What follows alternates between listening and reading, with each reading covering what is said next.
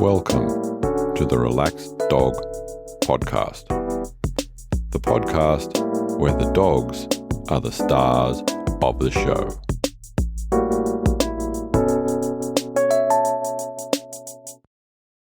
Welcome to episode 76 of the Relaxed Dog Podcast, sponsored by therelaxeddog.com. Thank you very much for finding this show. Welcome if you are a new listener, and welcome back if you've heard one of the episodes or more before. I am your host, Robert Ober, and I hope that you and your dog are well. My guest this week is Christine Caplan, and she's going to be telling us all about Walter. But first, just a personal message as we are heading into December, and I'd like everyone just to think about what treats they are going to give their dogs for Christmas, and also to let other family members, well-being ones, know what they are going to give your dog for Christmas. And I say that because most of the, we say, stocking fillers that are out there and that sort of stuff are basically crap. So if you want to feed your dog crap, well, no one wants to feed their dog crap, do they? Anyway, let's get into some doggy news. And in Maryland, in the USA, a police officer was doing a routine traffic stop and talking to a couple in a car about the dog they had in the back, being a German Shepherd. The couple admitted that they found the dog wandering around. So after authorities checked the microchip, they found out that Harley actually belonged to a family in a neighbouring town. They contacted the family and were informed that Harley had apparently been taken from their backyard 3 years earlier. They are now having a wonderful reunion. Over to the UK, and a couple of breeders put together Zola, a black lab, and Rox, another black lab. Zola gave birth to 10 puppies. Do you want to guess what colours they were? Now, I know I said colours already, but apparently after 15 years of some selective breeding and a couple of generations, they got Zola to produce 5 black labs, 3 chocolate labs, and 2 yellow labs. And apparently that's a rare thing. And now to this week's interview. Welcome to the Relaxed Dog Podcast. I am here with Christine Caplan. How are you? So good. Thanks for having me. Oh, it is my pleasure. So whereabouts in the world are you? So we live in a town called Washougal, Washington, which is also known as the gateway to the Columbia Gorge. So some people may or may not be, no, it's great. It's kind of like the last small town on the way into the gorge. And it's a beautiful, beautiful part of the United States, but it's also very wet, as we were just talking about, but it's gorgeous. And we take advantage, of course, of the beautiful environment around us, which is awesome. Oh, it's great to hear. And who is going to be the subject of today's conversation? So today we're talking about Walter. He's a 9-year-old standard Dachshund. He's short-haired, black and tan, and we've had him since he was itty bitty. This is going to be nice, I think. Yeah. As per usual, I'm going to ask you to take us back in time to just before you met Walter and talk to us about the hows and whys that happened. So we, many, many years ago, adopted a miniature dachshund. His name was Bruiser. He was our little red dachshund, and he was just hilarious. We had never owned a dachshund or lived with a dog quite with such character. And as time went on, we were able to identify a couple breeders in the area when we decided we wanted to add another dog and thought, well, wouldn't it be fun? But this time we want to have a big dachshund. So we looked for someone who bred standard dachshunds. And really, I mean, Walter's big. Like he's like low 30 pounds. I mean, he's probably 3 times the size of the mini dachshund that we had. So it was just serendipitous. We just found this wonderful person who introduced us to her kind of line of dachshunds, and her line is from Germany, and they're meant to go to ground. They're definitely a dog who looks for things with their noses in holes and gets in trouble all the time, but they're known, and they are currently, but it used to be badger hunters. And that's what her line is bred for. So he gets himself in a lot of trouble, but that's how Walter came about. It was really our first dachshund, I think, that led us to our next dachshund. Nice. How were those first few weeks with Walter and Bruiser? Not great. We thought Bruiser literally wanted to kill his new puppy friend, Walter. Bruiser was like a street dog. When we adopted him, he was like tough. We don't know where he came from, but he was hilarious. But we knew they had to work through it. We just wanted to make sure that Bruiser was at the head of the roost because, as you can imagine, his sibling is much larger than he was. We knew he was going to get old much faster. So that was important. But we worked with a trainer. So we kind of worked through some of the things. But Bruiser was definitely going to make sure that, his new puppy friend knew that he was going to be the one to rule the household, which was fine. We just had to work through it. So it took a little while, but then they became fast friends. I guess it's always nice for a puppy to come in and have another dog there to say, well, this is sort of how things sort of go. Oh, yeah. Taught him how to use the doggy door, the lessons that we could teach, I think were ingrained much faster just by having other dogs to teach him what to do. Yeah.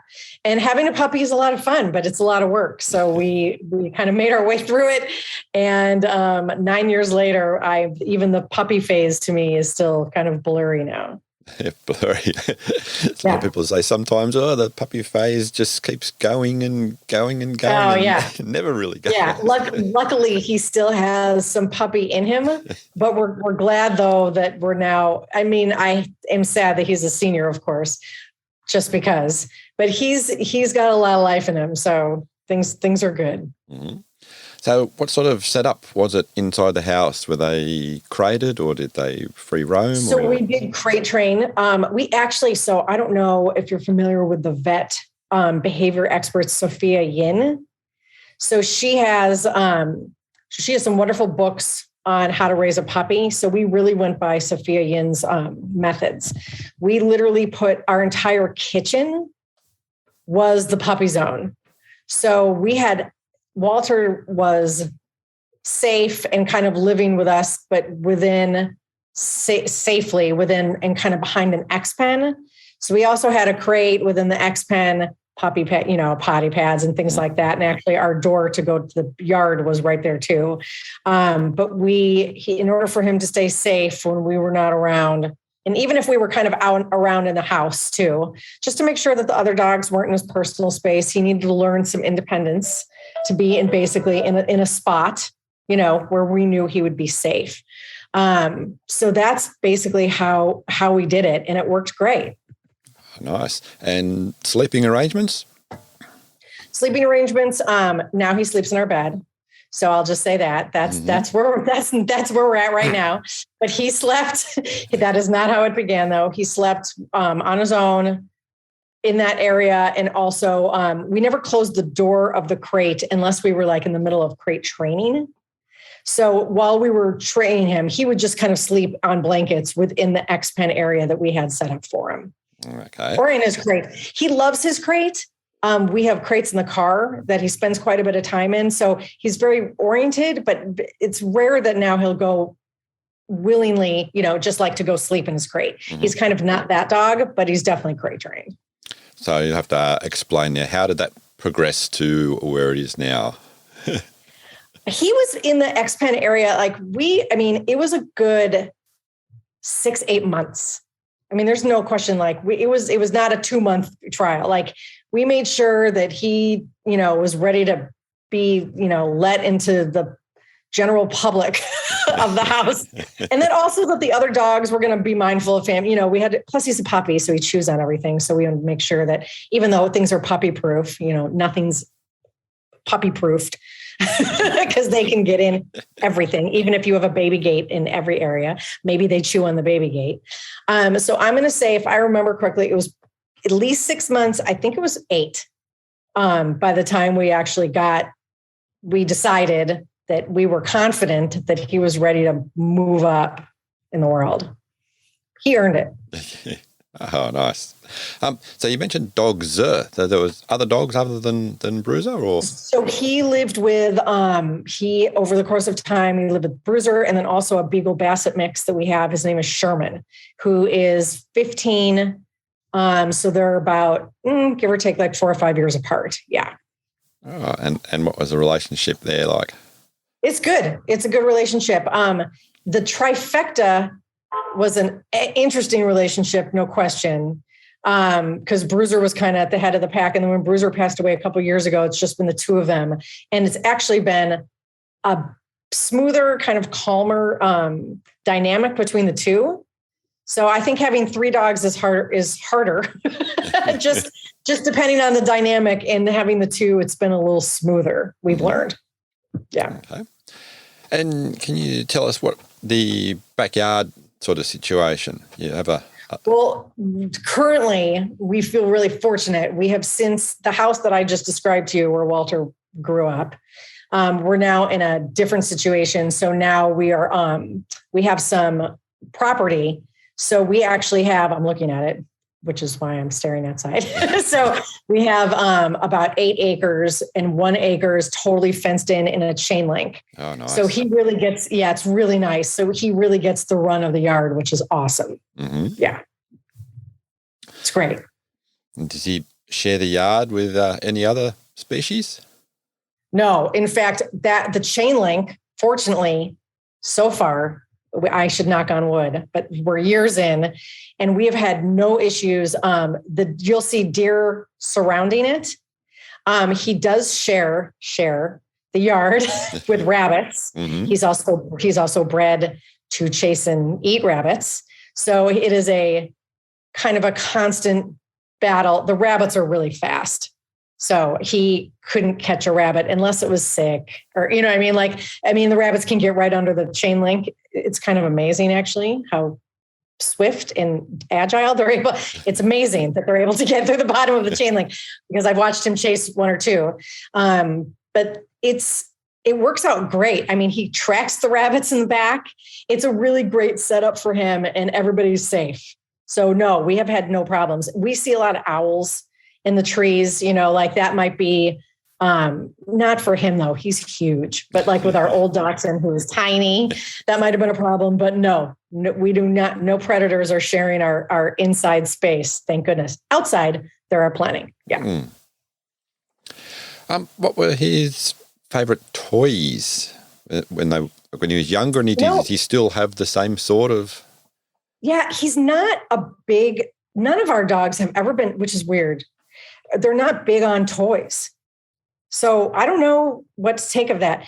We use a lot of puzzle toys for feeding. So, like your Kongs and all the toys you can put food in. So I think because when he was a puppy, we used those quite a bit for training. So he likes those and he orientates towards those, but there's no tug of war. He'll catch a stick if you throw it to him. He'll want to run around with that, but he's not a ball dog. So, and a lot of Dachshunds are. So I think it's just, for whatever reason, his balls are not his thing. So he actually does not, like, squeaky toys kind of freak him out. like the noise of the freaky dog. I have no idea what I did to him, what I did wrong, but he's not a big toy dog, and none of our dogs are. I don't know why. Yeah. Okay. Games? Well, we are involved in a sport, and I'm pretty sure you guys have it there too. Do you have nose work there? Yes. Yeah. Yeah. So we have done nose work with him. We've done nose work with all of our hounds, but him specifically since he was tiny. So we have nose work classes. He's in competitions. He has titles in some elements of the different nose work aspects. He is a very happy nose work dog. He loves to hunt for odor. So we actually do that. I'm going to call it a sport, although we compete, but it's really for fun. I only do it for fun. I'm not in it for anything else. And we really enjoy it. And he loves it. So does our other dog as well. So nose work is kind of his thing. So now there's quite a few different aspects in nose work. So yeah. What's Walter's sort of like lane, and what does he enjoy doing? Can you? I would say hardest for him are containers. So nose work is split up into 4 elements. You hunt in containers. You look for odor in exteriors, so somewhere outside, on a vehicle, or an interior search. So there's 4 different aspects of it. I would say his favorite is searching vehicles. And I don't know if it's because it's fun to orientate around the vehicle and to kind of be able to search into all the crevices and crannies. I don't know why, but containers are the hardest for him. And you train on containers. So I'm not sure why that's his least favorite element out of the 4. But I think vehicles is what he likes to search the most. Interesting. It's great. Yeah. I'm not sure why. Right in saying that maybe one of the more challenging aspects being the breed he is, being the Dachshund, and the mobility. Yeah. And he's also short. So I do think that some hides are up higher. So I'm not sure if he likes the vehicle aspect too, because of the way usually the hides have to be, he's able to reach them instead of a higher hide that he has to try and access, or as unaccessible as they call it. So, his breed is, well, I think all dogs can excel at nose work. I don't think they have to be a hound. I mean, it could be a Chihuahua, it could be any dog. But I do think because of his innate ability to want to use his nose, and just because he's a hound, I just think he really enjoys the sport. It's something he loves to do. Mm-hmm. And what's this sort of environment like with the other dogs that are participating? Is it that social side as well? No, he's not a social dog. He doesn't enjoy other dogs except the dogs in his family. I would even categorize him as reactive with other dogs. He had this is my opinion. I could be totally off. When he was a puppy, like let's say closer to 1, he was, free to roam. So we took him on, it's trouble. Like we have one dog who's really good off leash without, like, you don't even need to teach him commands. I just think he innately doesn't want to leave your side. So we got really lucky with one dog, because that's that rarely happens. But Walter follows his nose, so he has to be on a long lead. Mm-hmm. But he was pretty good as a younger dog off leash. He would always check in. So we took him to this really large area, large meaning like acres and acres and acres of trails. And he was unfortunately chased by a larger dog, and that dog, had no recall. Owner didn't call him back. I mean, it was like your typical, and Walter did what dogs do, which of course is turned around and realized that if he kind of got a little aggressive with this dog, that the dog would leave him alone. And I'm convinced that in that moment, he decided that, what, if I do this repeatedly, this is a good thing. Like, I'm going to bark at other dogs, and then they're going to, leave me alone and get out. He doesn't want dogs in his personal space. So he became more reactive on leash, and he's really not, he's better off leash, but he's really a dog that has to stay on leash. Mm. He'd be gone forever. There's no way. And we laugh. He wouldn't make it, 3 hours out in the wilderness. I mean, if he made it 3 hours, I'd be stunned. He'd have to hide in a hole, given where we live and the things that could eat him. Mm-hmm. So he has to stay, he has to be on leash. And I think that we've managed it, and we've done a lot of training with behavior specialists on reactive leash behavior. So it's very much something that we manage. But unfortunately, to answer your question, that's a very long story short, not a social dog. Okay. Yep. So going on the different trails and thing, I mean, it's great for enrichment and for their olfactory system. Has been any other sort of interesting adventures that you've had with him on different tracks? Well, we really are so lucky because of where we live. So we can just go on trails that last forever and ever. And because he's so hilarious, I mean, watching him on leash is like, it's like watching a Nat Geo television program. Like he's got his nose in something. He's pulling a mouse out of a hole. He's eating things he shouldn't eat. He's rolling in rabbit poop. Like he's hilarious. So our adventures are endless. I mean, really, we have daily adventures, and they're great. Oh, absolutely. Sounds great. Yep. Yeah. I mean, I feel very lucky because of where we live, because we have a lot of green space. So we are able to really make that happen. We are, sounds like you're in a similar situation. I mean, we can drive 5 minutes and be in acres and just forest, because that's the nature of where we are. And we live, it's rural to an extent. I mean, I'm not going to say I don't live like on a farm, but I mean, I'm rural enough where we have a lot of space to roam, which is great. So we're not really in a suburb. We're kind of in a rural area, which is nice. Yeah, great for people and even better for dogs. Yeah, for sure. So you mentioned putting things in his mouth. I usually wait till later in the episode, but I'm going to ask you to complete the sentence. I can't believe my dog ate. There's so many things. And of course, for everyone listening, like, I don't want them to think my dog is like honestly, let's just go rabbit. Rabbit. Okay. Yeah. I mean, there's been a couple times, I won't get into the graphic nitty gritty, but there's been a few instances where we were horrified, and it happens really fast. And it's not like he's going to drop the rabbit. And, he's not, there's no way I can't imagine what kind of high value food I would need for him to do that. I mean, his drop it is not bad, but it's all bets are off.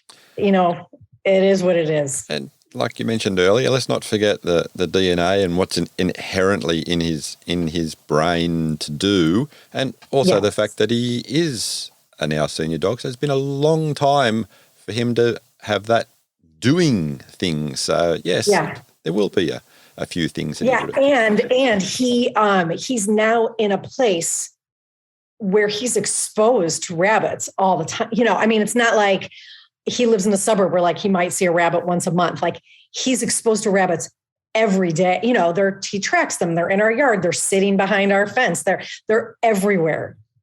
So it just is, I hate to say it, but like, he's in an environment where we're like teaching him, to chase what he loves to chase without meaning to. So it's his job to keep them out of his area. Yeah, it's his yard. The rabbits, we say to the rabbits, this is not the yard for you. You should pick a different yard.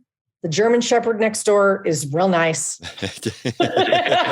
He's real big, but he's real nice. He probably won't want to eat you. So we just try to say to the rabbits, like, just pick somewhere else. Like there's plenty of space to go. Just pick another place. Let's talk about water. How is he with water? Pretty good. Okay, so this is why we do hydrotherapy with our other dog. He's older. So Walter, I've just decided that I would take them both. One, because it's good for socialization. Like I'd like to take because of Walter's reactivity. I like to make sure he's great with humans, but he can be a little suspicious of certain people. So I like to try and take him wherever. So that way he gets to meet people. So he goes to hydrotherapy now. He doesn't necessarily need hydrotherapy, but we're while in Rome. I mean, we're there. Mm-hmm. So he goes into a underwater treadmill and in a pool for hydrotherapy. So he knows water. Like it's not something like he's comfortable in it. But if you brought him to a lake or a big body of water, he would wade in it. He wouldn't, if I threw a ball out or a stick, he'd swim out to it, but not far. Mm-hmm. And I know some other dachshunds that are absolute water dogs. Like they'll go out and swim and they're hilarious. So he likes water. I'm not going to say he loves water. It's probably because it rains here all the time. He's probably like, why are you making me get purposely wet when you know I already hate being wet? Mm-hmm. And bathing and grooming? Oh God, because of I feel like we got really lucky because he's got that short hair. He really doesn't need, I trim his nails, but grooming, he doesn't need grooming really at all. Baths, far and few between. Only if it's summer and he's muddy. But other than that, I rarely bathe him. Rarely. You mentioned he's in the car a lot. So I think you hinted that he travels in a crate when you're in the car. Yeah, it's easiest to have them both in separate crates. It's safer. And because we do a lot of nose work, he has to sit and wait his turn. Thankfully, because he's reactive with other dogs, it's also a good sport because all the dogs, it's one dog at a time. So I enjoy spending time with him in that way too, because we go on road trips a lot. Long road trips. And our dogs are so used to their crates. They could be in their crates. Obviously we stop to let them potty, but like they spend hours in their crates. So he's really accustomed. I can't imagine not having a dog who's basically acclimated to get in and out of a crate anytime needed. Mm-hmm. I'm grateful for it because if that was something he had an adversity to, it would make things really difficult. I can't imagine driving. He's a big dog. Driving around with him like loose or like hanging out the window. It would be a total disaster. So those crates are like the best tool. They're such a good tool. And with the destinations after the trips, do you think he has any sort of like favorite areas? He just likes to be outside. Honestly, you can take him pretty much anywhere as long as he is outside on a walk, out in the forest, out on the beach. He is a happy, happy dog. He has I wouldn't even call it a favorite. Like, I don't think he loves the beach as much as he loves the forest. He likes the beach and he'll run around and, try and eat stuff. He like beach scum that he shouldn't be eating. So the beach is not a great place for our dogs anyway, just because they like to eat all the things on the beach, which are gross. But I will say beach is probably not up there as much as forest. Mm-hmm. Like, I think he really wants to have his toes, like his piggies need to be in the dirt. Oh, nice. And going on sort of like vacation for you guys? Yeah, we keep it local, like West Coast local. So we're not like driving over to the East Coast. But lately, we've been taking a trip down to Palm Springs to get out of the rain. In California, of course, which is a very dry, deserty place. So that's a big trip. That's like a 17, 18-hour car ride.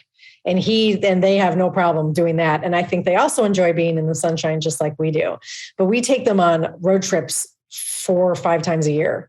And also we live Washington, where we are, we're only like 2 hours from the coast. So that's a good day trip. So we feel really fortunate because we can drive to the beach if we want to during the summer. So we do drive to the beach, not all the time, but we go a lot. So they're used to going on road trips, even on just a Saturday, just for the day. Yeah, how do you think he went with the heat in California? He's a dog that likes the heat. I think it's maybe because he was born in the summer. So we just attribute it to the fact that he's like a summer dog, like a summer puppy. He he's if we lived in a dry place where it was sunny and wintry, I think it would be fine for him. But he seeks outside. Like if it's hot out, he's outside. He's laying in the sun. He will come inside, but he's not a dog who is adverse to sun. Like he wants to be in the sunshine for as long as he can until he gets too hot. And he's black. So, you know what I mean? He gets hot, yeah. But he loves it. Yeah, he loves it. Oh, nice. Okay, we'll swing to the opposite season now and winter. How does he go? Do you get heavy snow there or? No, not really. I mean, it might snow once a year, but it's not even snow that sticks. Or if it is, it sticks for 3 days and then it's gone.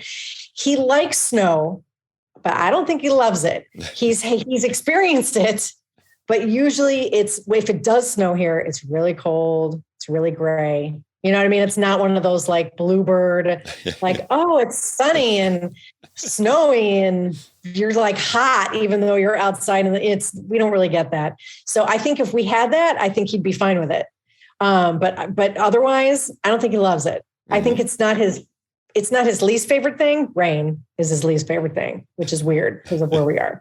But I think winter is like, I think he could take it or leave it. Okay. What about some interesting habits or behaviors that you think might be unique to Walter? In the morning, he barks at me if I don't get his breakfast pulled together fast enough. He'll literally, and I don't know where the behavior came from. Like all of a sudden one day he was just like, you know what? If you're not fast enough, I'm literally going to sit here and I'm going to tell you that you need to be faster. So you get your breakfast together. So he's hilarious. So he barks at me for breakfast. He's really attuned with us. So like if he needs things, like he'll literally just come over and sit down and stare at you. Like he'll tell you, what he wants pretty much when he wants it. So he's hilarious. He really is. He's full of personality, and Dachshunds are a really fun breed. Like they're a ton of work. They need a lot of exercise. So even though you might have a little dog, Dachshund is not a dog for you if you want a couch potato.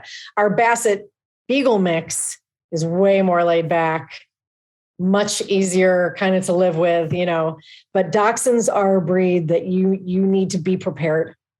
You need to be active. Absolutely. Like he needs good 2 walks a day and he needs outside time, or he can be a real pain in the butt. He'll bark and he just needs an outlet for exercise. And I know all dogs need that, but Dachshunds need that. So if people think that's not the case, Dachshund is not a good breed for you. So you mentioned he keeps you amused.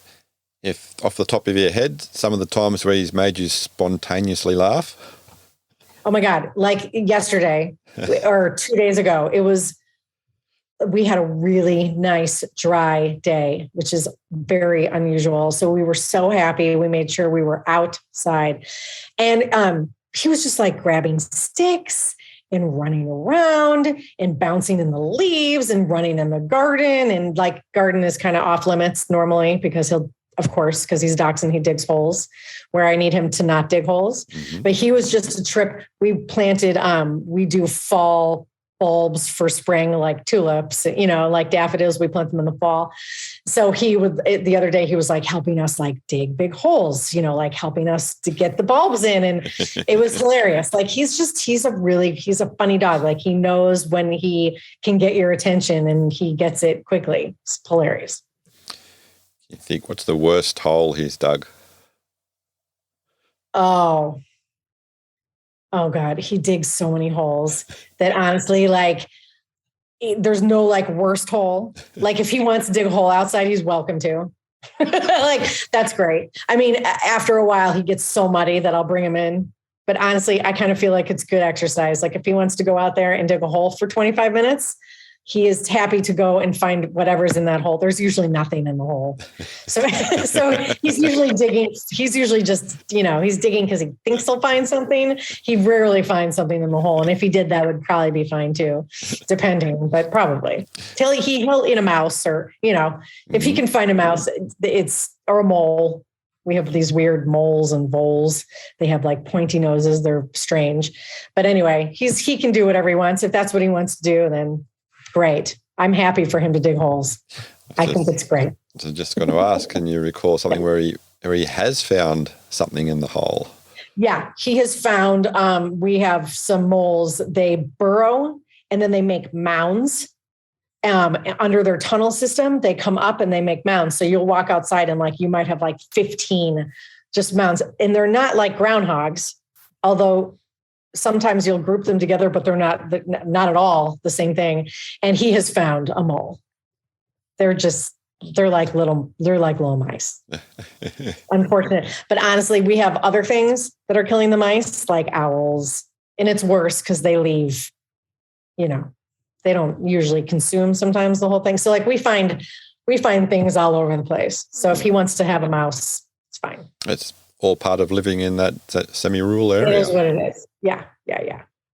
And he's able, I've only had one issue where, and I think it's because he ate it really fast, where he's had some GI trouble, but he can pretty much put down a lot of things without having an upset stomach. So I think it's just, it's fine. Mm-hmm.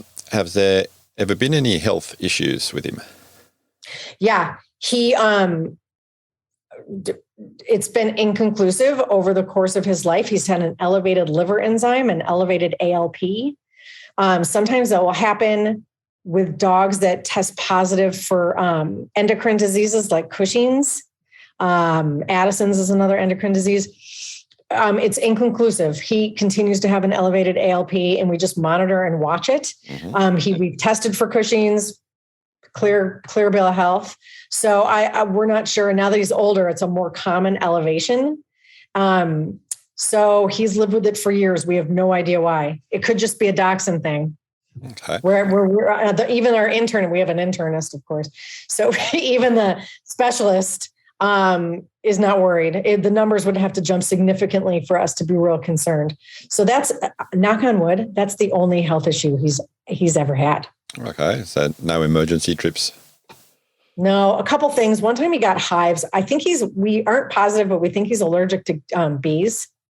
He ate a bee one time on a walk and had like an anaphylactic shock kind of reaction. So we had to rush him in that case. Mm-hmm. But we have, as you can imagine, we have flying yellow buzz, everything. I mean, not just bees, and they're everywhere. And I'm positive he's eaten some of these unfortunate bugs they're pollinators, so we like them, but some of them live on the ground, and he's constantly got his nose on the ground. So I'm not sure he's super allergic, but I think he might have a bee allergy. But yes, that's been a rush to the vet, unfortunately. Okay. But other than that, no, he's a healthy, tough dog. Yeah, it's good that, and I know you mentioned earlier that he's a little bit shorter than the standard Dachshund, because I know a lot of people with them and even without them have this, stereotype, there's going to be a spinal issue because it's such a dog built. He's really sturdy. Yeah, no, he's really sturdy. With our mini dachshund, we did have some disc issues for what it's worth, but he was fine. Okay, so I will throw this out for everyone. I think this helps a lot, but we've done this with our dogs forever. Walter does get monthly acupuncture. So we do that. I do it more for his elevated liver enzyme issue than I do. However, it's good for him to have needles in him, because if he ever had a spinal, like if there was ever a problem, like I want him to be accustomed to getting acupuncture, because it's kind of a weird thing for a dog, but I want him to say, great, you want to put needles in me? Like, sounds good. So he, once a month, we do that. I'm sure that helps, but no, we've had, knock on wood, but he's really sturdy. I mean, he uses all the ramps. He, it's not like we don't let him jump up on things. So like we manage his long back, but he's a big dog. Mm-hmm. I mean, those standards, like he's huge. So he's sturdy. He is short. So if he jumped from like outside the back of our car, like I would be concerned that he would tweak something. But I do think you have to manage your dachshund. So you have to make sure that they're set up for success. But he looks good. Like we've never been really worried about his back. Knock on wood. I probably shouldn't have said that out loud. Yeah. But he's in good shape. Oh, nice. Yeah. What's his favorite spot in the house?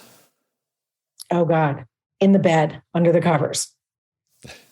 Yeah, that's where he goes. If he wants quiet time, he goes back to the bed and under the covers, as many as he can find to put his body under. Okay. Yeah. Has that little bit of a burrow underneath. Yeah, for sure. Yeah. Yes. It's hilarious. It's so funny. What would be the happiest memory off the top of your head that you have to share with him? Oh my God. Honestly, oh God, he's so great. I have a lot of fun doing nose work with him. So I have some really good memories of him, just like whether we're in class and he's kind of in his element, or whether we're like at a competition and, he just like does his thing. So, but really, I mean, every day, like he's a real pleasure.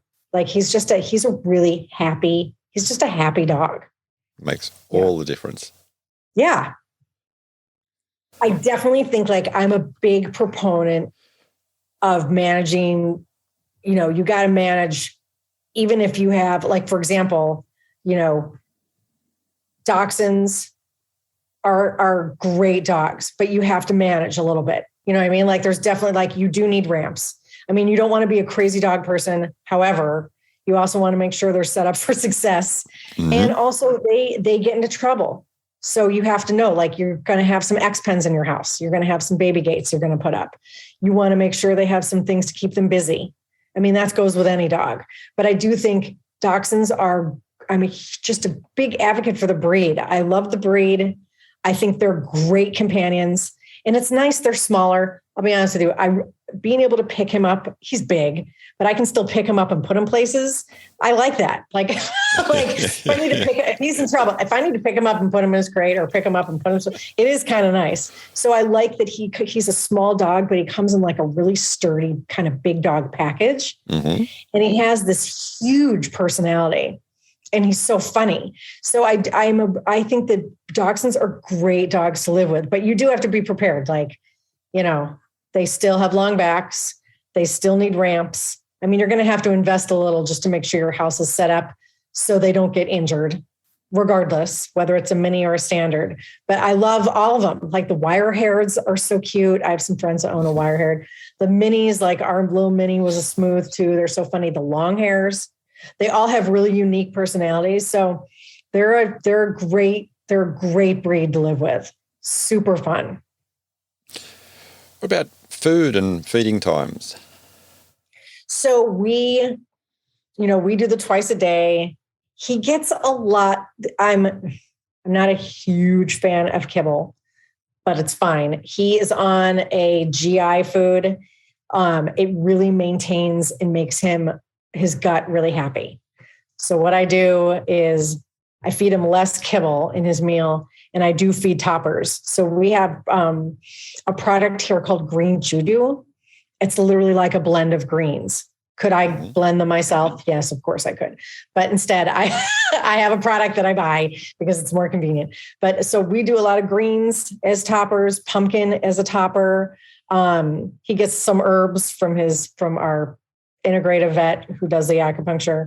So we have herbs that he's on. So I use canned tripe. I'm a big fan of tripe. So I use that also as kind of a topper.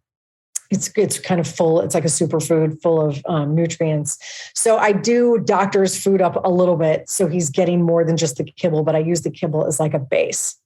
So we're a little crazy over here when it comes to feeding time, but I have old dogs. So everything's a little crazy. So, but it works. Get fed together?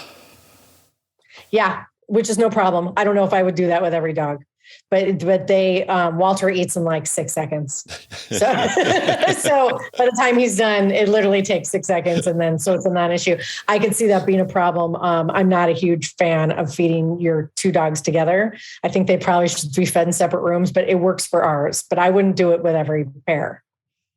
You ever consider a slow feeder for him or? Yeah, except it gets messy.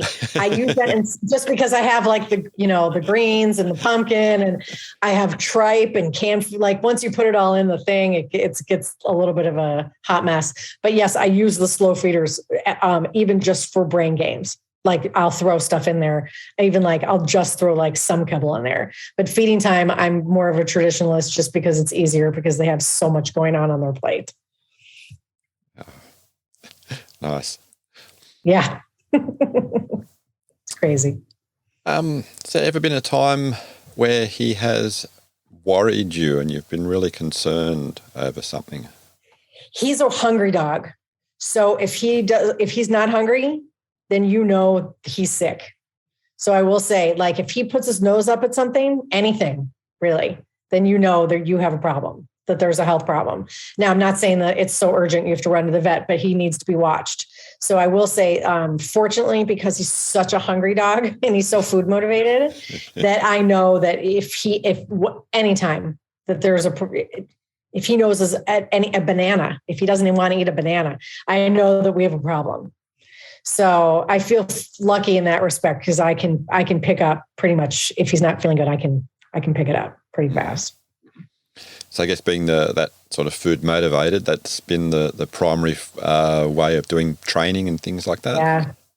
Yeah. You know, I know people who have, border collies and dogs that are just toy motivated because I see them at nose work. Sometimes the more motivating factor is to use a toy. I've never lived with a dog that is not food motivated. I feel grateful because that food motivation is very useful. So, anything else coming to mind that you'd like to share about Walter? No. Hounds are a fun group. They're a fun breed group. There's no question. We've only lived with hounds. I don't think I think we'll always live with hounds. I think it just is, that's our part of our DNA. They're a really fun group, but they're more to manage because of their noses. They're not a lab, they're a different kind of dog. So if you love the hound group, you are probably a special person because they're a little more work.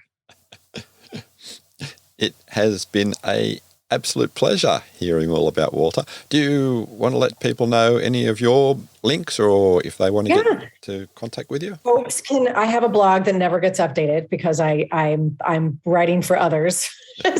But you can find me at Wag and Cluck, which is my blog.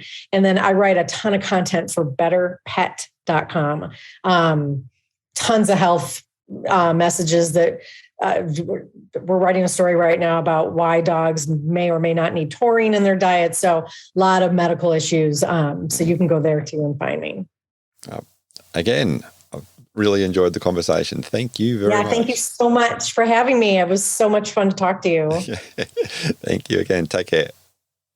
Thank you. Now, I don't usually do this, but after last week's episode, which apparently touched quite a few people, another lady who is down in Mexico reached out to me and asked if I could just put the word out for a little bit of monetary assistance with another one of the vets that operate down in Mexico. So there's a particular dog that they've called JJ Puppy, who is suffering from all sorts of trauma and a few other issues from being mistreated.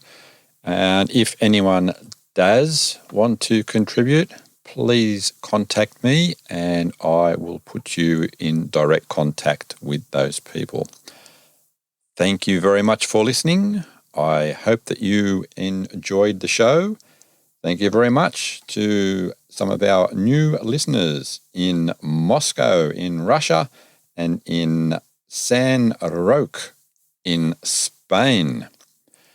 If you would like to leave a review on whatever platform you are listening, it would be appreciated. I would appreciate it even more if you shared this podcast with a friend and told someone about how awesome dogs are. Until next week, stay safe and remember, your dog is family.